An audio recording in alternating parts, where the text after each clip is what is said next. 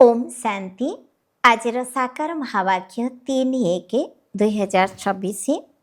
मधुर संतान माने पादे पादे श्रीमत रे चालू था।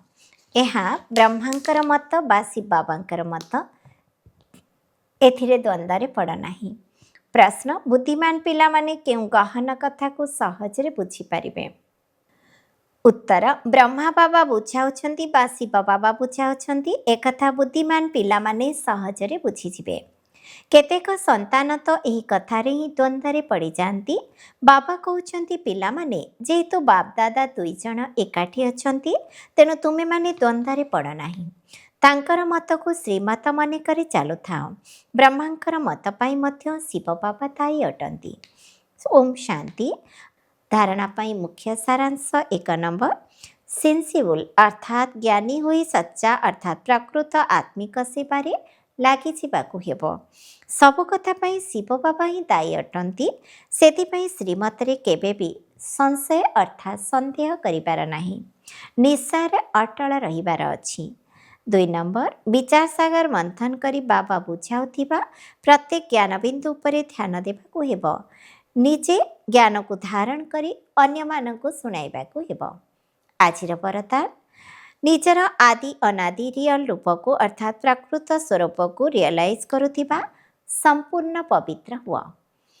आत्मार अनादि एवं आदि दुईटी जाकर कालर वास्तविक स्वरूप पवित्र अटे। अपवित्रता नकली अटे जहाँकि शूद्र मानक ठारू मिलिछि। तेबे शूद्र मानकर जिनिस ब्राह्मण माने व्यवहार करि परिबे नाही। सेथिपई केवल यही संकल्प कर जे अनादि आदि वास्तविक स्वरूप रे मु पवित्र अटे।